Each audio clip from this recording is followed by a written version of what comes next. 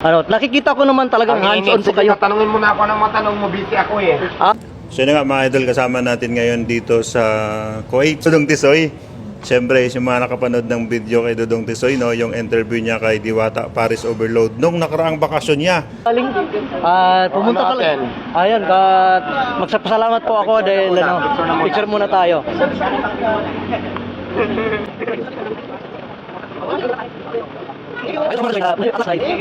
Ayun sa mga kadusoy, at last na nakausap din natin si Diwata. Thank you. Sarap na. Sir, congratulations pala dahil Thank you. Oo, galing po ako ng Kuwait, nakikita ko yung mga vlog mo at $1 dollar. oh, papabalik na ako, galing ako ng Cebu. Maaga lang mabisita ko yung nakikita ko naman talagang hands-on po kayo. Tanungin mo na ako ng matanong mo, busy ako eh. Sige. Dudong Tisoy, kumusta naman? Ayos lang. Medyo naka-recover na tayo mula nung nagbakasyon. Siyempre, bawi tayo ng ubos biyaya tayo nung bakasyon eh. Actually talaga, naglaan talaga ako ng oras na yon. Kumbaga, flight ko nung April 30. So, nag-hotel pa ako. Talagang gusto ako curious tayo eh, kasi sikat si Diwata eh. Ngayon, nagpaalam naman ako doon regarding doon sa, yung mga sa staff nila. Siyempre, kailangan natin ng abiso. Hindi tayo basta-basta sasabak kung wala tayong permission. Habang in-interview ko si Diwata, bigla niya akong tinilikuran eh. Nakikita ko naman talagang hands-on po kayo. Tanungin mo na ako ng matanong mo, busy ako eh. Parang na-ignore ba? Parang napahiya ako. Kumbaga, na-mislead ako dahil parang hindi na ako nakapag-reconstruct ng magandang statement. Parang yung hiya ko na redundant yung mga ginagawa kong interview. Pero kung ano na nasa isip ko, yun na. Pero kung yung napahiya ka, parang hindi naman actually napahiya, parang tinalikuran ko ba in short term, parang nabastos ba, no? Anong magandang doon? Parang siyempre pag tinalikuran ka, ano ba ibig sabihin nun, di ba? So, ano yung mga naramdaman mo sa mga bashers na biglang sumulpot? Hindi, kung iisipin mo yung mga buzzer, tawag nito, talagang maraming mga hindi maganda, pero pag dinibdib mo, sinong kawawa? Ako din. Yung mga buzzer kasi, naghahanap lang naman ng mali ng ibang tao. Pero kamusta yung experience mo face to face kay Diwata? So far, nakita ko naman si Diwata talagang hands-on siya sa kanyang negosyo. Siguro, sa araw-araw, maraming vlogger, siguro na pipit up na siya ba?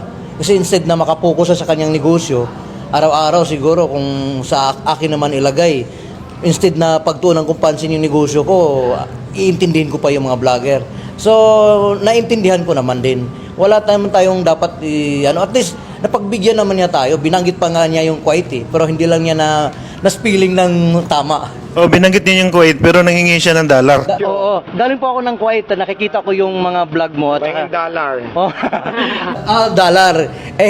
Wala akong maisagot kasi wala na akong dollar.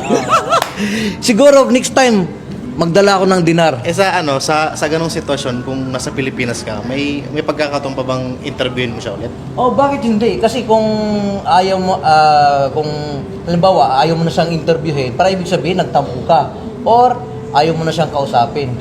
Gano'n naman talaga tayo bilang isang creator or content creator or gumawa ng content. Mayroon naman talagang buzzer at saka yung may kakampi sa'yo, mayroon mang baba sa'yo. Gano'n naman talaga yung tao. Pero sa tingin mo, Dudong Tisoy, nagbago na ba talaga si Diwata nung pagkakita mo? Kasi for sure, followers ka rin ni Diwata nung mga unang video niya. Sa tingin, marami kasi hindi natin kasi masasabi. Siguro, kung literally, nakikita naman natin lahat ng mga video ni Diwata Yung mga malalaking vlogger o mga supporter nagbibigay ng pera, mayroon siyang mga dinididma. Yung huli nga yung batiin siya, idol, pakibatiin mo ako, birthday ko ngayon. Sabi niya, iyan mo kuya, lilipas din yun. Di ba? Pero kahit man lang, in professional way, kahit magbigay galang ka lang pa, be professional. Kasi, legacy mo na yan Dapat you have to maintain your legacy na ito, Diwata. Si Rosmar, mayaman, pero marunong hindi ko naman kino-compare. Pero makikita natin, si Rosmar, very accommodating siya sa mga tao. Mapamaliit man o malaki, nandoon yun kasi yung mga maliliit na vlogger, kumakain din yan eh. Kumbaga, nakikilala si Diwata nang dahil lang din sa mga maliliit na vlogger. Naka-program na sa isip ko, pero yung nadidma ako, na-ignore, nawala yung dapat kong sasabihin. Yung kasikatan ni Diwata ngayon, hanggang kailan kaya maglalast yan? Sa pinakita mong Yung attitude. parang nakita kasi natin yung attitude talaga rin ni Diwata is medyo nag-iiba. Although hindi naman natin siya masisi kasi hindi naman siya vlogger, focus sa kanyang business. Oo, totoo naman. So yung mga lumalapit sa kanya, parang na-ignore talaga tapos ginagawan siya ng parang issue. So sa tingin mo, yung ugali talaga niyang ganon or yung kasikatan niya, magtatagal kaya yun o hindi? Kapag mayroong magmi-mentor sa kanya na kailangan niyang minsan, kasi yung sa sarili natin, hindi din natin alam eh. Tayo nga, di ba, mga basher, kinukorek nila yung mistake natin. So Diwata, yung mistake niya, hindi niya nakikita sa sarili niya. Dapat mayroong mag-guide sa kanya na ibabawasan niya yung mga ganitong kasi kumbaga nasa food industry ka. So ganun kasi ang nangyayari, no? Sa ganung sitwasyon kasi, kumbaga parang ganun na kasi yung sistema ngayon hindi mo na maaalis yun eh. Oo, hindi na. So, kapag kakilala ka, talagang entertain ka. Pagka hindi ka kilala, talagang asahan mo na ganun yung mangyayari sa'yo. Yun. So, yun ba, ini-expect ba yun na ganun yung mangyayari sa'yo? At saka, kumain ka ba talaga doon kay Diwata? Nakatikim ka ng pagkain niya? Actually, hindi na ako nakakain kasi naghahabol ako ng flight. Talagang sumaglit lang talaga ako. Ang flight ko na ng gabi. So, pagpapila pa ako, abutin ako ng 1 oras. So, wala na talaga akong time. So, yun talaga ang purpose mo talaga, ma-interview siya? Kakain talaga ako. Kakain talaga ako. Kakain. Ang inaano lang doon, yung time frame ng yung yung pag boarding ba? Okay. Yung sa nangyari na yon, yung kung pagbibigyan kang magsalita o magbigay ng message tungkol kay Diwata, ano yung masasabi mo sa kanya? Ang masasabi ko lang kay Diwata, so ngayon, kailangan mo lang niyang talaga na mayroong mag-guide sa kanya na, i-list mo yung ganitong, yung attitude. Palagay natin, sige, lahat naman tayo may kanya-kanyang attitude eh. Lahat tayo, hindi ko naman sinasabing perfect ako, pero yung nakikita kasi ng ibang tao, kung paano na i-approach yung mga maliliit at saka yung mga malalaki.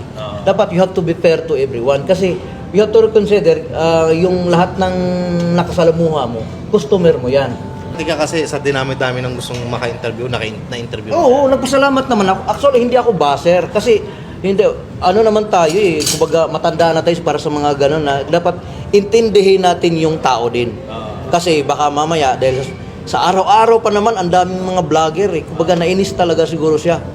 Yun nga lang, hindi mo na natin maialis sa tao dahil mayroong mga maliliit at malalaki. So, at least napaliwanag ni Dudong Tisoy, no?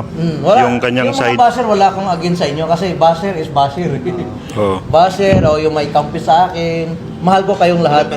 O sabihin mo na Walang lang, personalan. sabihin mo lang kay Diwata, hello Diwata, babalik ako dyan, hello, dadalang kita ng Diwata. dollar. Kita-kits tayo sa next year. Magdadala ka ng dollar. Dinar.